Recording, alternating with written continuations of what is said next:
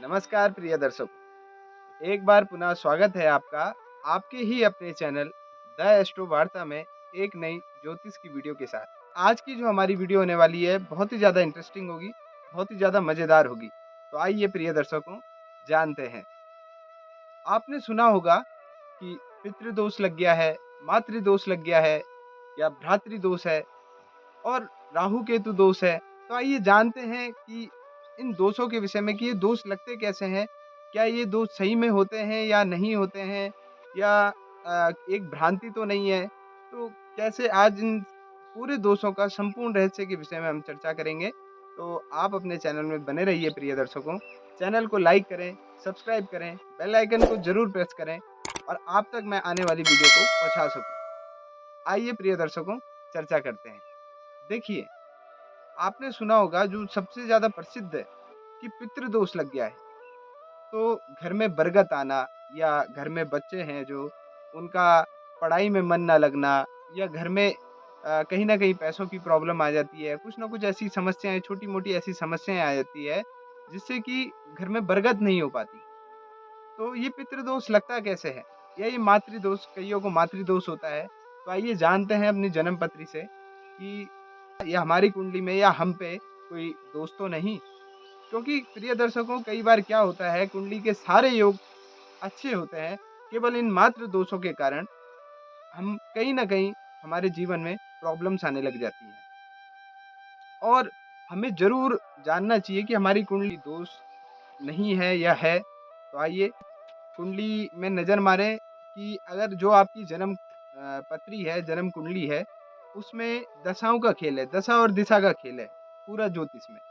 तो अगर आप देखें जो गर्भारिष्ट दशा है, जिसको आप कहते हैं महादशा, तो जो गर्भारिष्ट दशा चली, जैसे कि आप सपोज़ मान लीजिए कि आप पे सूर्य की दशा थी, आप सूर्य की दशा में जन्मे और सूर्य की दशा में जन्मे, जो आपका लग्न चार्ट बना, वह 5th हाउस से यदि त्रिक स्थान में 5th हाउस से गिनेंगे, 5th हाउस से यदि त्रिक स्थान में वो ग्रह है, यानी सूर्य है, सूर्य की दशा चली, तो सूर्य 5th हाउस से त्रिक स्थान में बैठा हुआ है, तो सूर्य संबंधित दोष यानी पितृदोष लगता है। तो उस ग्रह से संबंधित दोष होगा। जैसे सूर्य 5th हाउस का त्रिक स्थान कौन-कौन से हुए? त्रिक का मतलब होता है 6, 8 और 12। वहाँ अगर आप देखें तो उससे जो 5th हाउस है, उससे 6वाँ भाव, उससे आपका 8वाँ भाव और 5th हाउस से 12वाँ हाउस। यदि वो ग्रह जिस महादशा में आप जन्मे हैं, जिस गर्भारिष्ट दशा में आप जन्मे 6, 8, 12 में स्थित होता है, तो उस ग्रह से संबंधित दोष होता है। यदि सूर्य है, तो पितृदोष होगा, चंद्रमा है, तो मातृदोष होगा, बुध का उसका कोई दोष नहीं होता, भौम है, तो भ्रातृदोष होगा, गुरु है, यदि बृहस्पति वहाँ पे है, तो गुरु दोष होगा, शुक्र है, तो भी कोई दोष नहीं होता और शनि है, तो प्रेत दोष होता है, राहु केतु है, तो सर्प दोष होता है।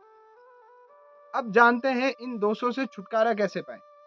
यदि किसी की कुंडली में ये दोष पाए जाते हैं, तो उनसे छुटकारा कैसे पाएँ? देखिए, यदि आपका पितृदोष है, तो पितृदोष होने से होता क्या है, घर में बरगत होनी कम हो जाती है। कहीं न कहीं दिक्कतें शुरू हो जाती है, आपके काम अटकने लग जाते हैं। तो पितृदोष के निवारण के लिए आपको नारायणी या नारायण बलि करवानी है, क्योंकि मैंने कहा ये जो ज्योतिष है, ये संपूर्ण संसार है, कहीं न कहीं आपका कर्मों का सिद्धांत है। तो हमारे कुछ कर्म ऐसे हो गए हैं जिससे कि हमारे कोई पितृ हैं वो रूठ गए हैं, तो उनसे ही हमारा ये दोष पता चलता है। अगर पितृ संबंधित पितृ कहीं न कहीं रूठे हैं या पितृ की अकाल मृत्यु हो गई है, तो ये पितृ दोष देखा जाता है।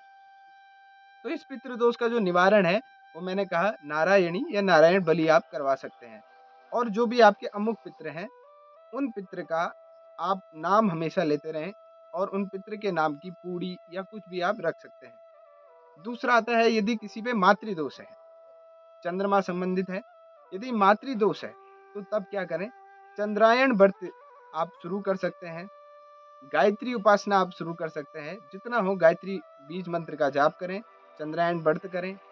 यदि भ्रातृदोष है, तो हरिवंश पुराण अपने घर में कराएँ और अपने भाई, सखी संबंधी जितना हो उनके साथ मेल-मिलाप करें, जितना हो उन्हें दान करें। कहीं न कहीं जो भ्रातृ है माने आप उनको कुछ न कुछ दान कर सकते हैं, डोनेशन कर सकते हैं अपने भाइयों को, या हरिवंश पुराण की कथा वहाँ पे अपने घर में करा सकते हैं। बुद्ध से कोई दोष नहीं होता है यदि गुरु वहाँ पे विराजमान है। गुरु है तो गुरु का दोष हो जाता है, तो गुरु दोष कैसे शांत होगा? आप हर दिन विष्णु सहस्त्र नाम स्तोत्र का पाठ करें, श्रीमद् भागवत का आप घर में पाठ करवा सकते हैं, दूसरा मत्स्य पुराण का पाठ करवा सकते हैं, और विष्णु कवच, नारायण कवच का हर हमेशा हर दिन आप जाप करें, पाठ करें। और ओम नमो भगवते वासुदेवाय नमः का यदि आप हर दिन निरंतर पाठ करते हैं तो आप पे गुरु दोष नहीं लगता। गुरु के आश्रम में जा कर के आप कुछ समय वहाँ बिताएं। जो गुरु कुमार हैं, ऋषि कुमार हैं, उनको कुछ ना कुछ आप डोनेशन दें, उनके साथ आप रहें, और ब्राह्मणों को कुछ ना कुछ दान दें। इससे क्या है, आपका यदि गुरु दोष है तो वो समाप्त हो जाएगा। उसके बाद चर्चा करते हैं प्रेत दोष, जो कि शनि से देखा जाता है। यदि आपके 5th हाउस से शनि की गर्भारिष्ट दशा है और आपके 5th हाउस से जन्म कुंडली के 50 6, 8, 12 में विराजमान है तो प्रेत दोष लगता है। इस प्रेत दोष में होता क्या है, व्यक्ति को विभिन्न प्रकार के स्वप्न आते हैं। व्यक्ति जो है कि डर बहुत ज़्यादा रहती है, वो कुछ भी करता है कहीं न कहीं उसपे नज़र दोष बहुत ज़्यादा प्रेत दोष होता है, उन पे ये समस्याएँ बहुत ज़्यादा होने लग जाती है। कहीं न कहीं वाहन का खतरा होगा, गाड़ी चलाने में खतरा होगा, ऐसी बहुत सारी दिक्कतें होने लग जाती है, प्रेत दोष वाले जातक को। उनको क्या करना है, भगवान शिव की पूजा करनी है, दक्षिणामूर्ति शिव की पूजा करनी है, उपासना करनी है, भगवान की उपासना कर सकते हैं, भगवान शिव के बीज मंत्र का जाप कर सकते हैं, और जितना अधिक हो, यदि आप संस्कृत पढ़ने में सक्षम हैं, तो रुद्राभिषेक हर दिन आप कर सकते हैं। रुद्राभिषेक करें, रुद्रिका पाठ करें, कैसे भी करके आप भगवान शिव की पूजा करें, शिव चालीसा का पाठ करें, इससे प्रेत दोष आपका समाप्त हो जाएगा। उसके बाद आता है राहु केतु दोष, जिसको सर्प दोष के नाम से जाना जाता है। तो इस सर्प दोष से कैसे हम छुटकारा पाएं, इसके लिए आपको क्या करना है, चांदी के नाग और नागिन का एक जोड़ा बना करके भगवान शिव जी को अर्पण करना है, और हमेशा नाग नामावली है, उस नाग नामावली का आप जाप करें, और हो सके तो उज्जैन में नाग की पूजा कराएं। और जो है कि नाग का ये डोनेशन भी कहा जाता है, नाग की पूजा भी होती है। और सबसे अच्छी चीज़ ये है, यदि आप भगवान शिव की आराधना करते हैं, उस दौरान शिव की पूजा करते हैं, महामृत्युंजय का जाप करते हैं, तो आप पे ये नाग दोष भी समाप्त हो जाता है। तो इस प्रकार से अब एक फॉर्मूला तो मैंने दिया आपको।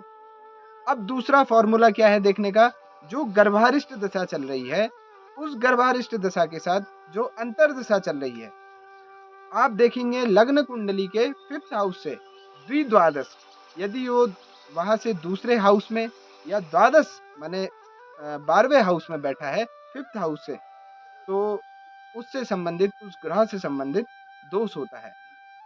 तो मैं आप ज़रूर अपनी कुंडली को देखें, यदि आपकी कुंडली में ऐसा कोई भी दोष बनता है, तो उसका निश्चित तौर पे निवारण करें। ये देखिए, कहीं न कहीं ये जो दोष होते हैं, ये आपके पुराने जन्मों के या पुराने कर्मों का एक समुच्चय है, एक संग्रह है, जो कि आपको जन्म कुंडली के माध्यम से दिया जाता है। तो इसीलिए इन दोषों पे एक चर्चा की जाती है, और इन दोषों का भी निवारण हो जाता है। यदि आप इन दोषों से छुटकारा पाना चाहते हैं, हमसे सलाह लेना चाहते हैं, ये हमारा कॉन्टैक्ट नंबर चल रहा है, आप हमसे सलाह ले सकते हैं, और यदि आपकी कुंडली में कोई दोष है, तो उसका निवारण भी आप पा सकते हैं। और उसका निवारण बहुत मैंने आपको सूक्ष्म तरीके से बता दिया है, यदि आप ऐसे कार्य करते हैं, निश्चित तौर पे उसका निवारण हो जाएगा। नहीं तो प्रिय दर्शकों, क्या होता है, आपकी लाइफ में कुछ ना कुछ अड़चनें, प्रॉब्लम्स बरगद नहीं हो पाती, कुछ ना कुछ ऐसी समस्याएँ बन जाती है, घर में लड़ाई झगड़ा का माहौल रहता है, कहीं न कहीं किसी न किसी घर के मेंबर को तबीयत खराब होना, तबीयत ठीक नहीं होती है, कुछ ना कुछ प्रॉब्लम्स ऐसी लगी रहती है। तो कहीं न कहीं आप ज़रूर अपनी कुंडली को देखें कि कोई दोष नहीं है, कोई कुछ नहीं है, तो यदि है, तो उसका निवारण भी ज़रूर है। तो मैं सबसे यही प्रार्थना करता हूँ, भगवान शिव शंकर भोलेनाथ सबके दुखों को, कष्टों को हरे और सबको शांति प्रदान करें। आज की वीडियो में बस इतना ही, मिलते हैं एक नई वीडियो में, तब तक के लिए जय माता दी। नमस्कार।